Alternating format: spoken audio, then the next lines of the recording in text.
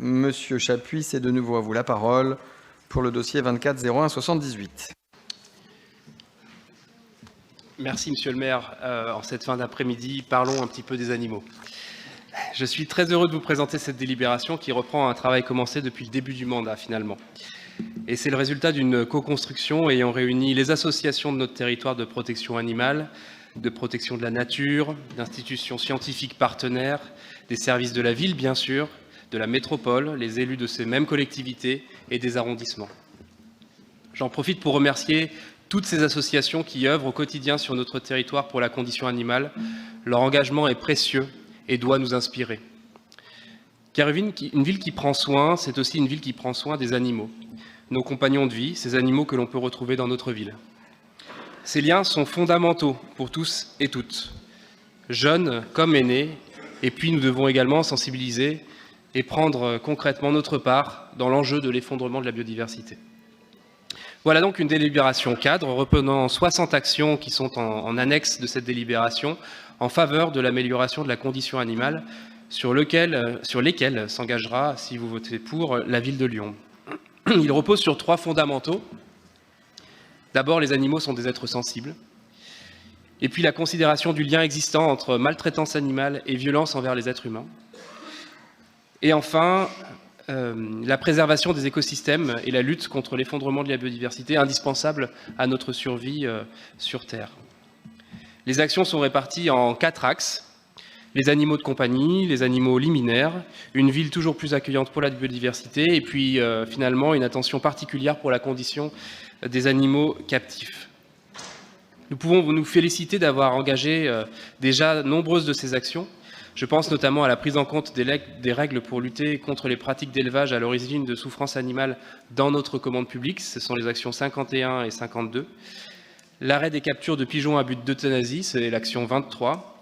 La poursuite du développement de la programmation Lyon Nature, portée par la Direction de la biodiversité et de la nature en ville, l'action 40. Ou encore la démarche de labellisation refuge LPO, Ligue de protection des oiseaux, c'est l'action 37. Et puis, dès ce Conseil, nous avons également voté le soutien aux associations de protection de la nature par le biais d'appels à projets, c'est l'action 34.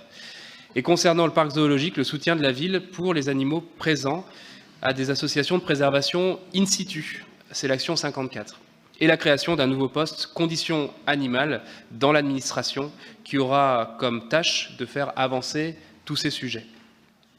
Finalement, en 2024, nous continuerons notre action pour la place du chien en ville. À ce propos, nous accueillerons dans les salons de l'hôtel de ville l'association Chien Guide d'Aveugles avec mon collègue Laurent Bosetti pour remettre la médaille au 400e chien formé. Nous aurons aussi le plaisir de délivrer les premières cartes officielles de personnes nourrissant les chats errants. Action indispensable pour pouvoir les capturer, les stériliser, les soigner et éviter ainsi qu'ils se reproduisent, qu'ils transmettent des maladies indispensables pour ces animaux, mais aussi pour tous les autres finalement. Je me permets pour terminer de vous inviter aux fêtes des animaux qui se tiendront dans les arrondissements cette année.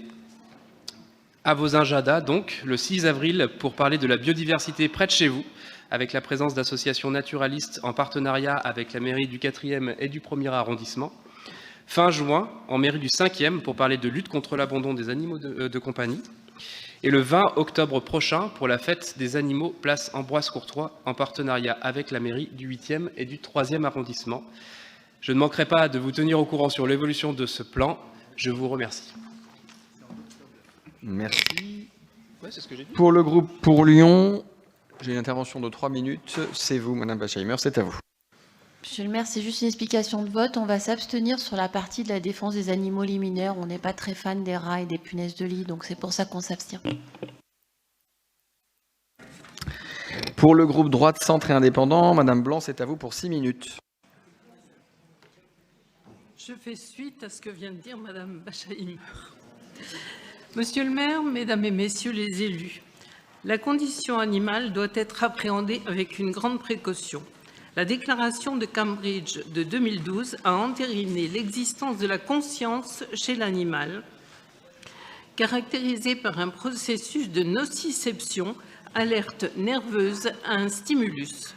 Toute ville doit, en conséquence, mener une politique qui prend en compte le bien-être animal en respectant la santé et la salubrité de la population. Le jardin zoologique du parc de la Tête d'Or agrandi et aménagé abrite 400 espèces animales dont 57% sont en voie d'extinction.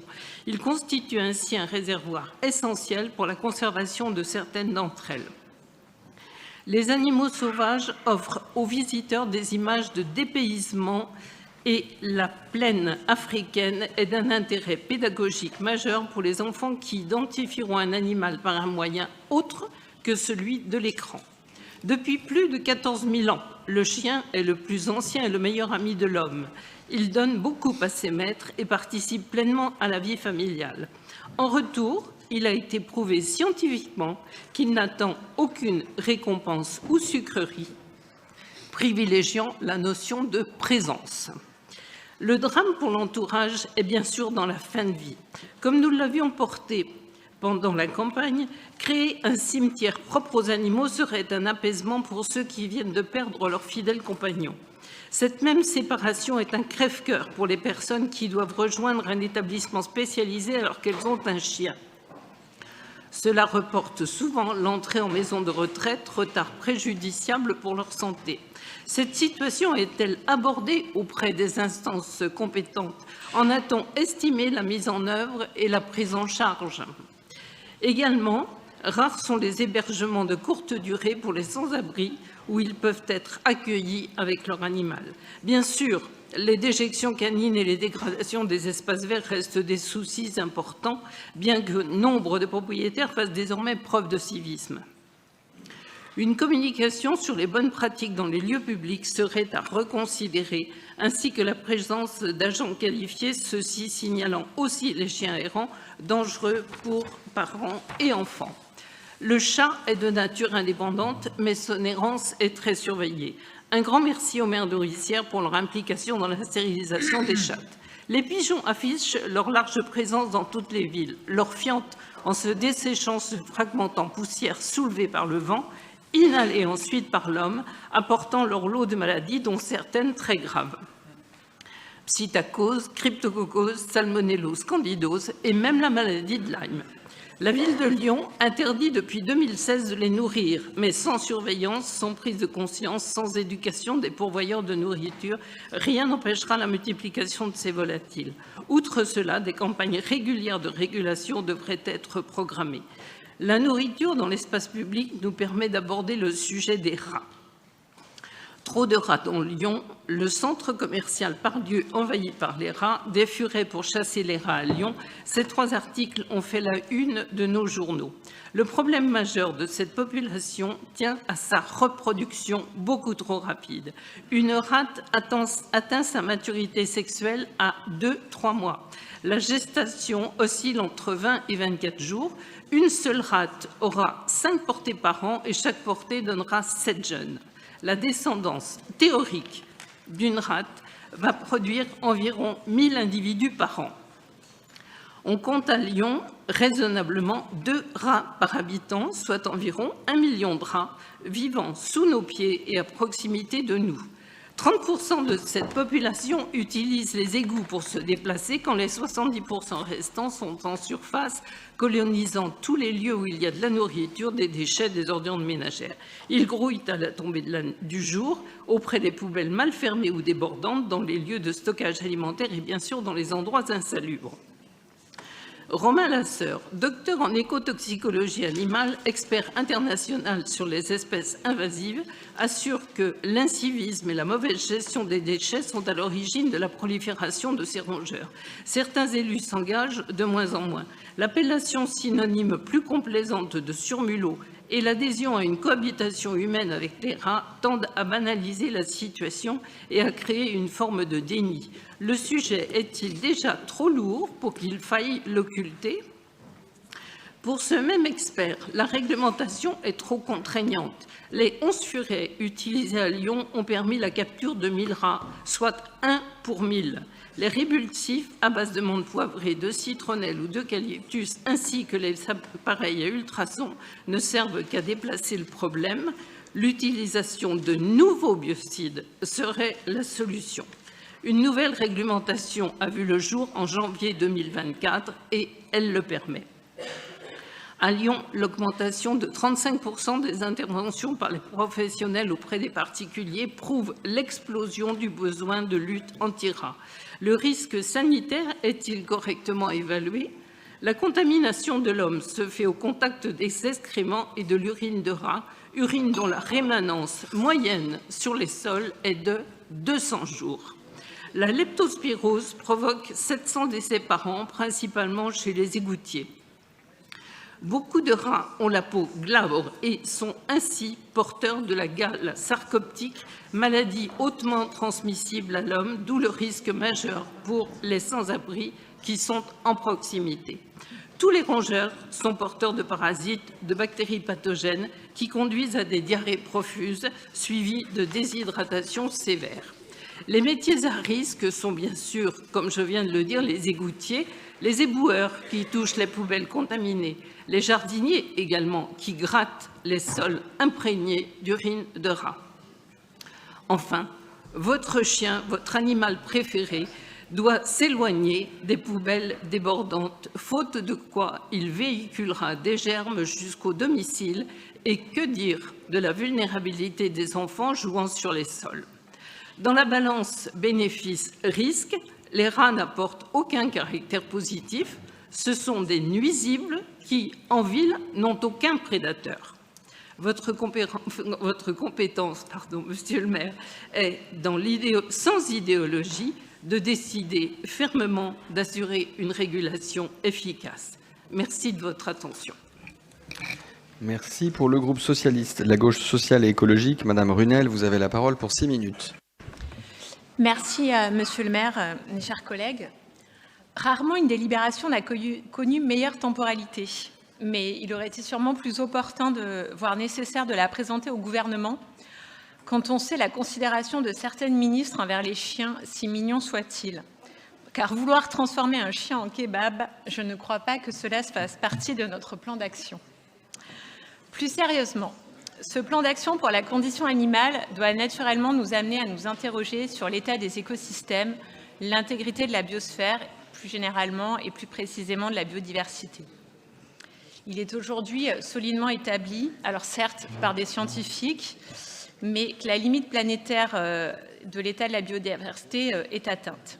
Si le taux d'extinction normal est de 10 espèces sur 1 million par an, le taux actuel est de 100 à 1000 espèces sur 1 million par an. Si les causes sont connues, les effets demeurent largement imprévisibles pour la planète comme pour nous. Malheureuse dans la fable du lion tout-puissant et du rat chétif, notre ville joue bien le rôle du rat, on vient d'en parler, tant la situation est critique et la tâche immense. Je salue dans cette délibération la volonté de redonner de la place aux animaux dans la ville. Nos animaux domestiques jouent un rôle essentiel dans notre vie quotidienne et participent au bien-être psychologique, à l'activité physique comme au lien social et à la lutte contre l'isolement. Le plan d'action prévoit ainsi de pouvoir mieux répondre aux besoins de nos compagnons en renforçant le maillage des aires débat et lieux adaptés à leurs besoins.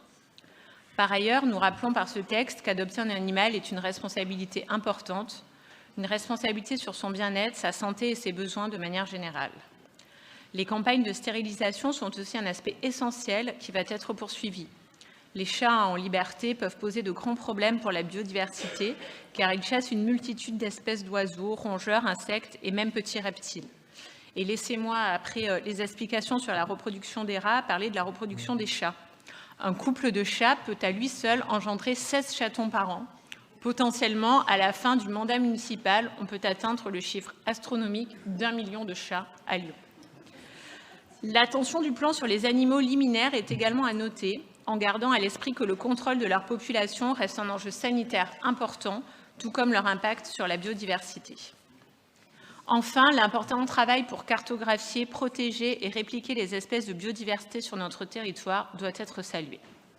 Ainsi, la ville n'est plus synonyme d'éradication des espèces, mais plutôt un lieu de cohabitation où de nombreuses espèces peuvent s'établir, vivre et être protégées. Par ailleurs, et c'est sur ce point que je voudrais insister, en rappelant tout d'abord notre attachement, comme nombre de Lyonnais et de Grands Lyonnais, au jardin zoologique du parc de la Tête d'Or. Au-delà du plaisir qu'il offre de pouvoir contempler des animaux exotiques en semi-liberté, cet espace naturel dans la ville remplit aussi des objectifs pédagogiques et scientifiques. Il est important que les plus jeunes s'épanouissent dans ce lieu de découverte de la faune et de la flore. C'est donc une opportunité de pouvoir agir au niveau municipal en faveur de la préservation et de la restauration des milieux naturels et la protection des espèces. Aussi, la présence à la Tête d'Or d'espèces sauvages est une manière particulièrement intime et pertinente de donner à voir au public ce qu'il est en jeu. C'est particulièrement vrai pour les personnes et les familles les plus défavorisées qui peuvent accéder à cet espace gratuitement et qui n'auraient pas d'autre possibilité de découvrir les secrets de la biodiversité et du monde vivant. Déjà en 2020, les élus socialistes avaient porté l'inévitable questionnement éthique des zoos, rappelant comme ambition une qualité de vie irréprochable pour les espèces que nous accueillons, la participation à des programmes de conservation d'espèces menacées et la mission de protéger et de préserver. Car oui, certains ont sans doute en tête que lors d'une balade dominicale, ils étaient tombés sur un panneau terni par le soleil présentant la cage aux ours, un espace de 20 mètres carrés qui, dans les années 90, accueillait encore un ours noir d'Asie, une espèce mesurant généralement 1,5 mètre et pesant environ 100 kilos. Mais ce n'est plus le cas. De fait, nous resterons vigilants à savoir concilier une des activités familiales les plus appréciées, qui suscite une émotion vive par la rencontre avec l'animal, avec la conservation des espèces menacées et les dynamiques du vivant. Mener une politique forte de réduction des inégalités sociales et territoriales, tout en respectant la dignité de l'animal.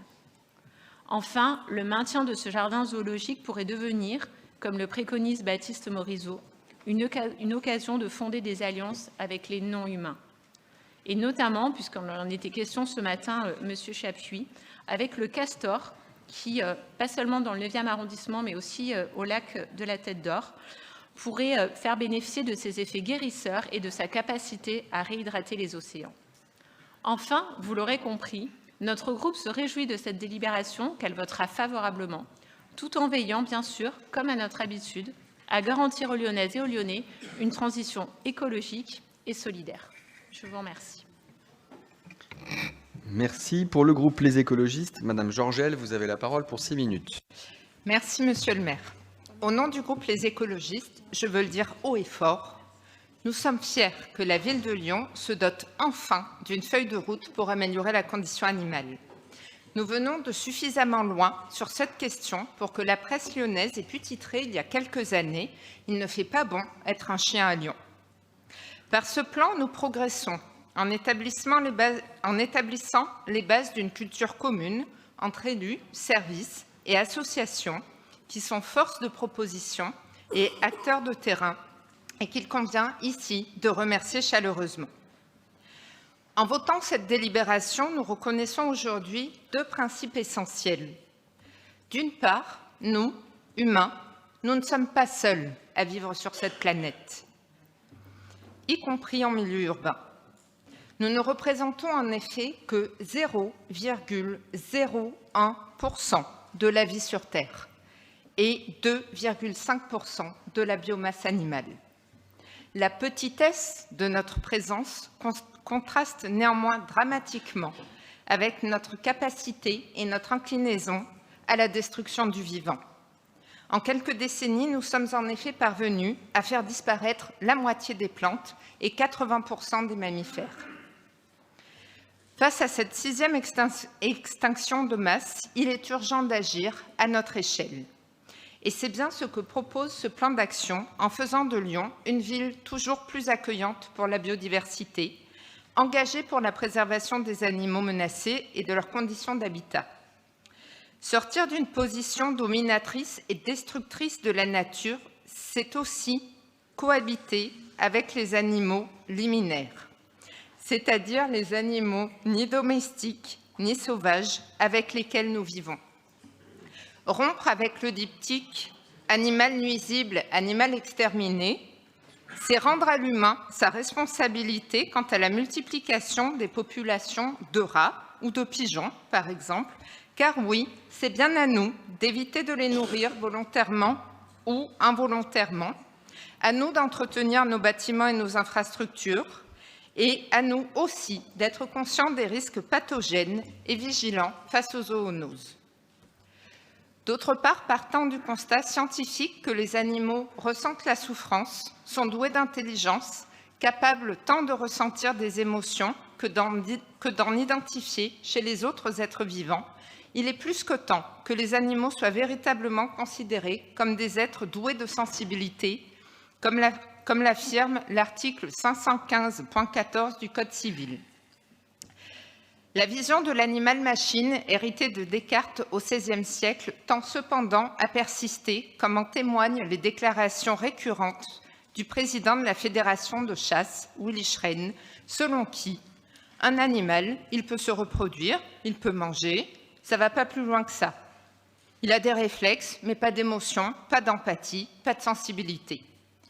Justifiant les pires pratiques, ces propos sont purement et simplement invalidés par les avancées de l'éthologie qui établissent par exemple que les pigeons reconnaissent les visages humains, que les singes se transmettent une culture ou que les chats ont une intelligence comparable à celle d'un enfant de 2 ans. Intelligents et sensibles, les animaux, qu'ils soient sauvages, liminaires, d'élevage ou domestiques, ont des droits et des besoins. Le premier des droits, c'est de ne pas souffrir, c'est-à-dire de ne pas être torturé dans un élevage ou être maltraité par son propriétaire, par exemple. L'achat public responsable, la sensibilisation du grand public et la formation des forces de l'ordre sont ici essentielles et trouvent toute leur place parmi les actions de ce plan. Corollaire de ces droits est la reconnaissance des besoins des animaux qui, évidemment, varient selon les espèces et les contextes. Il s'agit de proposer des aires des bacanines dignes de ce nom, d'assurer l'accès aux soins et à la nourriture pour les compagnons des personnes les moins favorisées, de reconnaître l'action des bénévoles nourrisseurs et des associations de protection des chats, ou encore d'améliorer les conditions d'accueil des espèces du jardin zoologique du parc de la Tête d'Or. Cette feuille de route est un progrès en soi, mais elle répond et amplifie d'autres initiatives prises sur notre territoire, telles que le programme « Lui et moi, c'est pour la ville » porté par la métropole ou la création du ticket WAF par le Citral. Nous prenons notre part, c'est bien, et nous pouvons en être fiers. Mais gardons à l'esprit que cela reste bien peu au regard de ce que les animaux nous donnent, des services qu'ils rendent et de l'immensité de la souffrance que l'homme moderne leur impose en retour. Victor Hugo, déjà en son temps, pointait que l'enfer n'existe pas pour les animaux, ils y sont déjà. Je conclurai cette intervention par une invitation à élargir notre perspective en regardant vers l'Union européenne. Plus précisément, c'est de la Commission européenne qu'il faut attendre des propositions d'amélioration de la condition animale ou simplement la tenue de ses engagements. Il faut attendre et attendre encore pour que, par exemple, la question du transport des animaux suscite une réaction à la mesure du cauchemar vécu par des millions de bovins et d'ovins chaque année qui agonisent pendant des semaines dans des cales de bateaux poubelles. Il faut donc espérer que les élections européennes du 9 juin prochain permettront une véritable avancée de la cause animale, jugée importante par 83% des Européens. Je vous remercie. Merci, Madame Georgel. Monsieur Chapuis, pour revenir peut-être sur quelques éléments qui ont été soulevés lors des interventions. Oui, merci, Monsieur le maire. Alors, déjà, pour lever tout doute et propos caricaturaux, ce plan n'a aucunement vocation à favoriser la prolifération des animaux liminaires. En fait, bien au contraire. Je vais m'appuyer tout simplement sur la délibération et son index, que je vous invite à relire du coup de manière attentive. Sensibiliser la population aux espèces liminaires qui vivent en ville et rechercher des solutions de gestion éthique, réguler notamment la population de pigeons, ou encore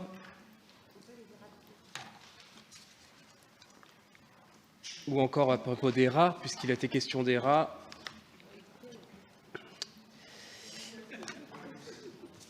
Je me perds dans mes fiches. Contrôler, pardon, excusez-moi, c'est qu'il y a beaucoup d'actions.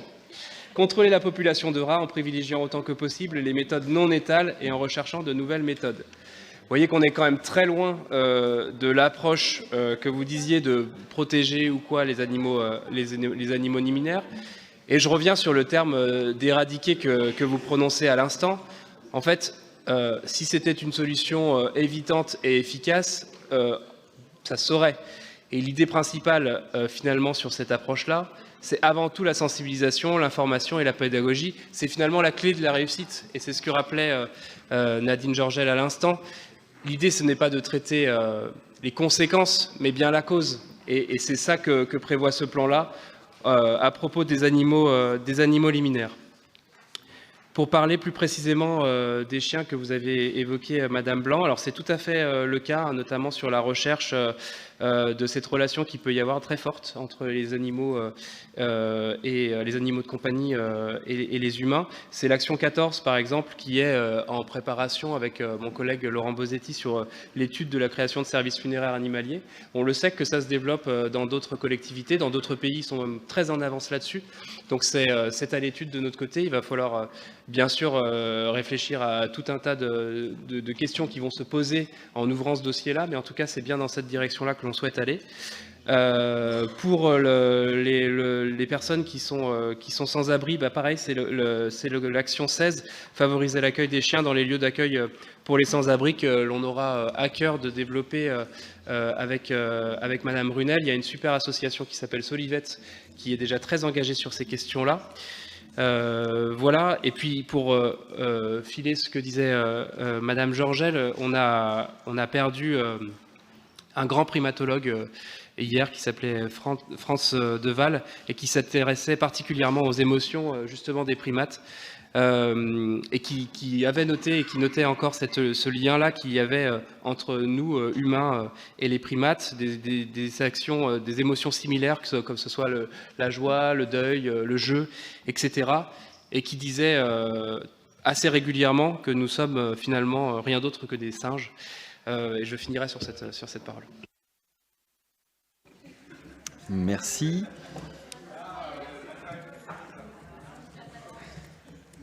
Je propose pour celles et ceux qui veulent prolonger la discussion de le faire après le conseil municipal. Il s'agissait d'une... Madame Blanc, alors, je rappelle simplement qu'il s'agit simplement de donner acte de la présentation du plan, de ce rapport, mais on peut continuer la discussion si vous le souhaitez. Je vous accorde 1 minute, Madame Blanc. Merci, Monsieur le maire. Vous avez parlé d'un aspect caricatural. Je pense que ce n'est pas du tout caricatural, pour la bonne raison que, dans la mesure où vous refusez la formule létale pour lutter contre la prolifération des rats, obligatoirement, un jour, vous allez vous trouver submergé par cette population. Et ça n'a rien de caricatural, parce que vous allez vous trouver en face d'un gros problème de santé publique. Je vous demande de me donner acte de la présentation de ce rapport. Qui vote pour? Qui vote contre? Qui s'abstient? Acte est donné.